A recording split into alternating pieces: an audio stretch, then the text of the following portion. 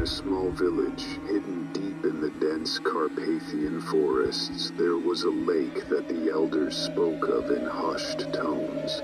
They called it the Lake of Shadows. Those who dared to visit it after sunset returned with strange stories. Some claimed to see pale figures floating above the water. Others heard voices calling them by name. But most of all, people simply disappeared, never to be found again. Emma and Jack, a married couple from the city, bought an old house on the edge of this lake.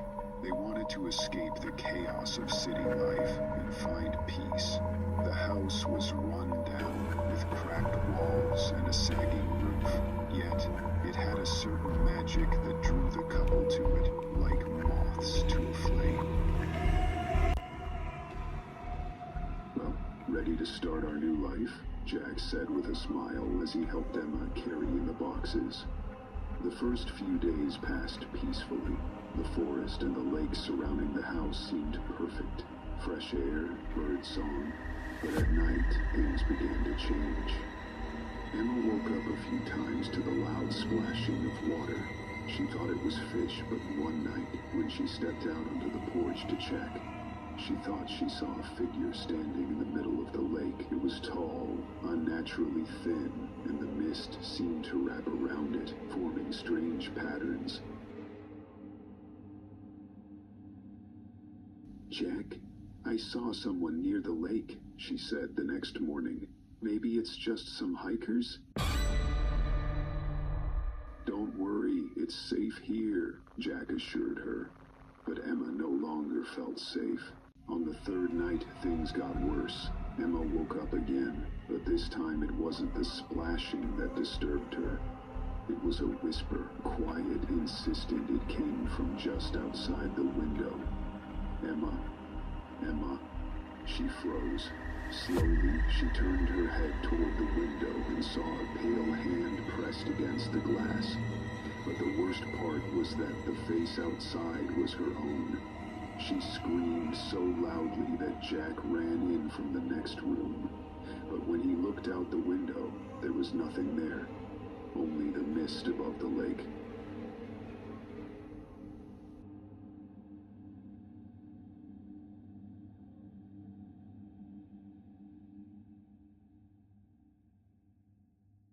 The next day, Jack decided to investigate the lake.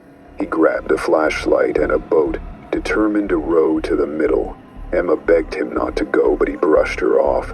"It's just your nerves. I'll prove to you there's nothing out there." As dusk settled over the forest, Emma stayed alone in the house. She waited for Jack, but when the clock struck midnight, he still hadn't returned. Finally, she couldn't take it anymore. Grabbing a flashlight, she headed to the shore. The boat was empty, rocking gently on the waves. On the sand, Emma noticed strange marks, as though something with long fingers had dragged someone into the water. At that moment, she felt dozens of pale green eyes staring at her from the depths. And then she heard Jack's voice calling from beneath the water. "Emma, help me. They won't let me go."